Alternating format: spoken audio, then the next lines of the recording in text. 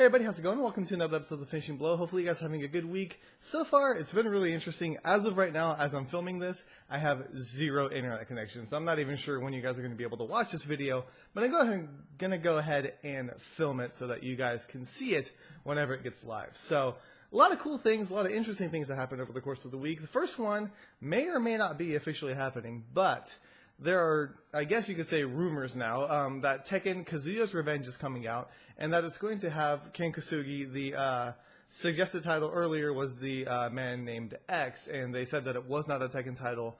Now there's reports saying that that is a Tekken title, it's a prequel.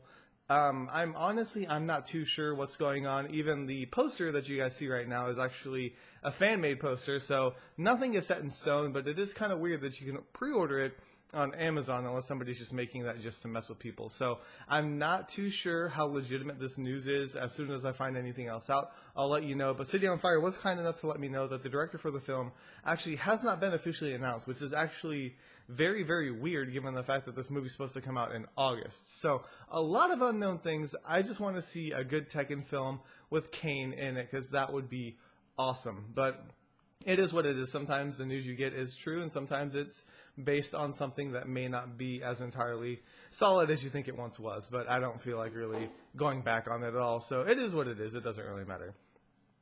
Next up, though, we actually had a trailer for a film called Brutal. Now, if you guys watch this trailer, it's red band. It's insane. It's very intense, and it's definitely not for the faint of heart. It lives up to the name, and it looks really, really interesting. It's not a film that's going to be hiding anything or pulling any punches, and I don't know about you guys, but I'm the type of person who cringes whenever you see like a bone snap, so it's going to be kind of tough for me to watch, but I'll definitely check it out because it's very unique, very creative, and hopefully they don't just make it violent to be violent. You know, the Raid 2 kind of teetered on that line, and hopefully Brutal does not do the same thing, but still really interested in it, and I think it's going to be a good film, so be sure to keep your eye out for that one.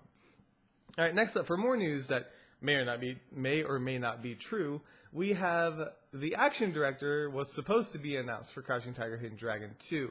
We have now found out that that is actually false, but Charlie Wynn, who was supposed to be who people thought was going to be the action director, is still going to be helping with the previs and will be on location for the film. The only thing that's a big question mark right now is who will be handling the action. Yen Wo-ping obviously did the action for the original film, but now that he's the director, people are assuming that he's not going to be trying to wear both hats. Same thing with Donnie Yen. He's going to be acting in the film and probably wants to put everything he has into the acting. You know, when he did Ip Man, it was the same thing. He became that character. He wasn't worried about handling the action or making it look good. He let Sammo Hung do that. So I'm not too sure what's going to happen with this, but they are filming in New Zealand. Hopefully we figure out who is handling the action and that they're not trying to hide it too much. But it is interesting to see how news develops as you write it and as the day goes on. So anyways, Crouching Tiger 2, I think it's got the potential, as long as they don't try to make it a run-of-the-mill sequel. You know, the first one was so good that it's going to be very hard for them to capture lightning in a bottle second time around, especially when a lot of the key players are not in the film. But that never say never, I believe, is the motto. It's just, it could happen. Anything could happen. Some of the films that you think are terrible turn out to be good, and other ones that you think are going to be good turn out to be terrible.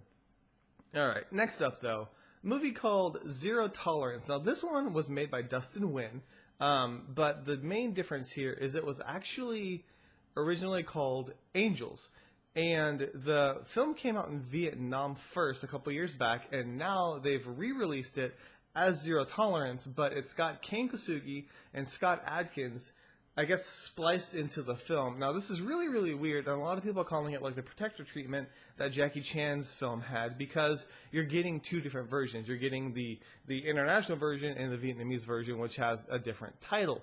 I don't know how well this is going to work. I hope that it's not just a quick add-in, but at the same time, it may feel unnecessary to add these characters in. I don't know if they're going to have a fight or what they're going to be doing with these people. So it's going to be interesting. I'm really curious about it, and I hope that when they do release it, they give us both versions so that we can see what was done differently. And I'm going to be so bummed if they think that there's certain things that American audiences or international audiences are going to be more suited for instead of the actual film. I want to see what it was intended to be and if these improvements make it better or not. So I'll let you know as soon as I find out anything else about that for you guys. All right, moving forward, some good news or bad news, depending on how you look at it. The Raid remake has been delayed. It was supposed to be filming later this year, has been pushed back to early next year. Not a lot of information as to why this is happening. I'm hoping it's to get the action better. A lot of people have been noticing the cast announcements, the new people who are being in the film. It's more action than martial arts, which is fine. I don't think Hollywood films are really catered to make martial arts films, but we'll see how it goes. I just don't think if you make it more action than martial arts, it's going to be more dread, I guess, than anything else. It's going to be more mainstream, and it's going to feel more average. So I'm hoping that the Raid doesn't lose any of its steam because of this, but I just don't want to be bummed about this remake just because it's happening. I'm trying to keep an open mind about it, although everybody has their opinions and biases, and obviously I don't think a remake is necessary, but we'll see how Hollywood does it. But it's either going to be like, oh wow, they did a great job, or see, I told you so, they shouldn't have done it. So maybe the extra time will help them a little bit. Who knows? All right, last part for news is actually a little tidbit that I found later in the week, and I just wanted to add it. But Dragon Blade with Jackie Chan and Mel Gibson is actually already breaking records. It's apparently at the cost of $65 million, which is the most expensive Chinese film to date. And it's also sold in the most markets. I think it was one of the film festivals that it was at. Pretty much all of Asia had the rights sold already, which is really insane and great. I think that was for a Jackie Chan film. Sorry, I forgot to put that part in.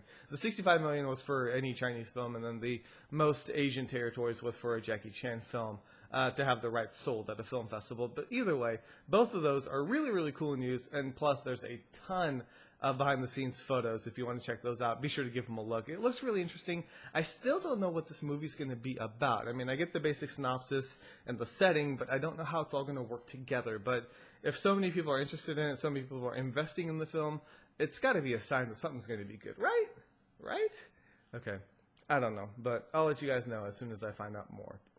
And lastly, I did a review for Street Fighter: The Assassin's Fist. Now, this review that I wrote may or may not be good for some people. I'm really taking it from my perspective. I know a little bit of Street Fighter. I don't know a ton about it. I don't know a lot of the lore, nor have I played all of the games. I've played a few of them, but not enough to actually be proficient in it. I mean, I know how to do like a Hadouken or BE Honda and just mash buttons and corner people. But other than that, there's really not much I can do with the game. So I don't know a lot about the story. This one was interesting because it started so small and ended up becoming something much, much bigger. So take it for what it is. Don't take it as a definitive review. Obviously, there's people that love it. There's people that hate it. And just read a variety of reviews, I think, for any review so that you can see what people think and get a better idea of it. Because if you just trust one review for a movie or something like that, you may end up finding that your ideas and opinions differ from the person who reviewed it. So anyways, that's all I got this week. Hopefully, I'll get the internet up and running, but obviously, if you guys see this video, that's already happened. And that's really all I got. So thank you guys so much for watching. Real quick, I do have another video that I'm going to try and post later in the week, or I guess early next week, because I was going to do it this week, and then it just kind of slipped my mind and I got busy. But I've got something filmed, and I want to show it to you guys so that you guys can let me know what you think about it and whether I should do more of them. So anyways, that's all I got. Thank you guys so much for watching. This is K Miller, and this week has been finished.